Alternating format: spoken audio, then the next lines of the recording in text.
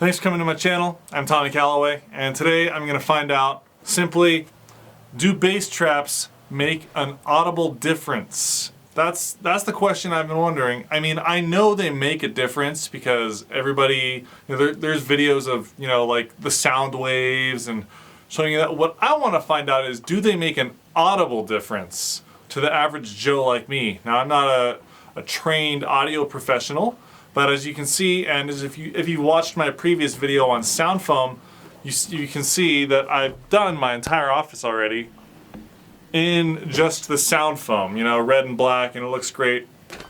And I got all my foam from foambymail.com. And so, using the same site, foambymail.com, I ordered some bass traps. And I wanted to see, can you hear the difference? Because I want to know, does it make a difference at all? I just want to know. So, my sound might not be perfect because I'm not using my usual microphone that I use for videos. So I want to run the same test that I ran when I installed my sound foam originally to see if just adding the bass traps makes a difference. So let's do that test again. I'm going to play the first tests I ran originally. The test that I ran the first time when I installed my sound foam, so you can hear that in comparison with after the bass traps, and you can hear all the differences. So I'm also going to play some music through the speakers on my computer, and I'm going to capture it with a microphone, and then I'm going to do the same thing with the bass traps installed in my corners. We're going to see if we can hear an audible difference, and we'll see if the microphone in the same place with the same settings sounds any different.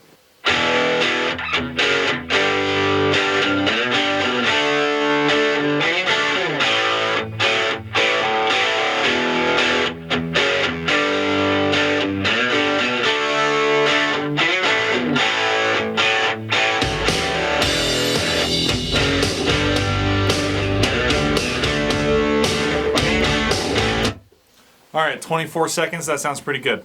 So if you want to see how I mount the bass traps, I'm going to do the same thing I did to mount the rest of the sound foam in my office. Simple little T-pins, very, very simple trick. It costs you a couple dollars at Office Depot or Walmart or online.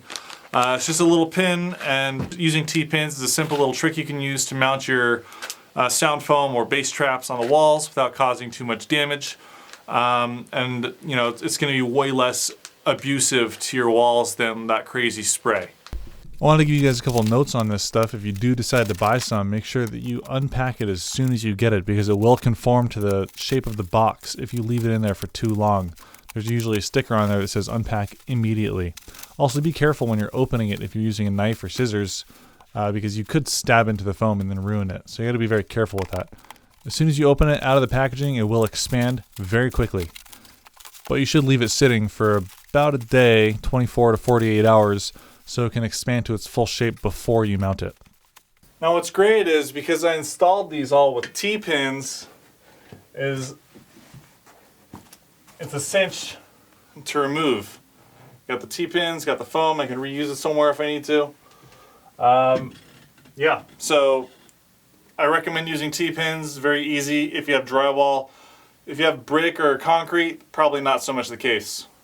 Alright, cleared out some space for the bass traps. I'm going to be using 4 bass traps and a foam cube on each corner. Alright, let's take the cube, stick it right in the corner there, and put a T-pin right there, and one more T-pin over here, and there we go. Mounted. Okay, bass trap number 1, T-pin.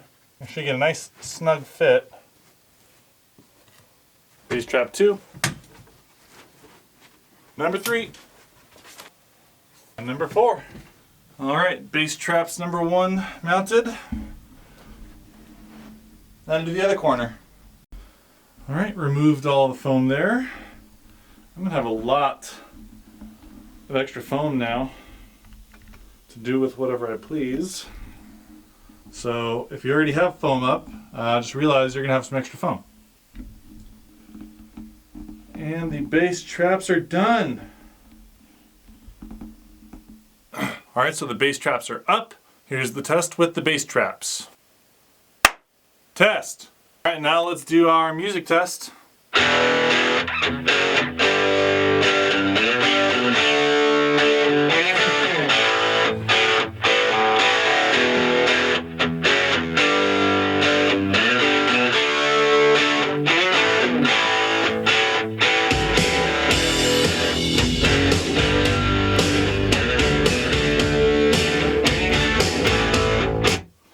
All right, so let's do a comparison.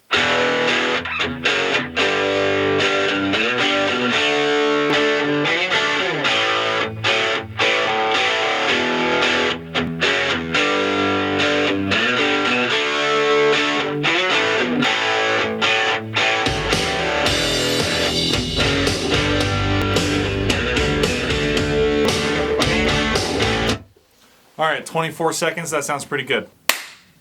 Test. Test. Test. Test. Test. Test. Test. Test. Test. Test. Test. It still looks fucking retarded. All right, so after watching those tests, I've determined that I heard a very audible difference in the tone of my own voice and also the clapping. So it does create a richer sound for the bass. I mean, you've listened to the tests, so you've heard it yourself. So I can confirm having bass traps in your studio does make a very audible difference. So yeah, I recommend getting these bass traps. I got mine from Phone by Mail. They're about, I don't know, 80% cheaper than all the stuff by RLX. They're the cheapest I could find. So I'll leave links in the description. If you like this video, please like, please subscribe. I'm gonna do another video seeing if covering your office in more than 50% of sound foams, so more than 50% of the surface is being covered. I'm gonna see if that makes a difference too. Thanks for watching. Talk to you soon.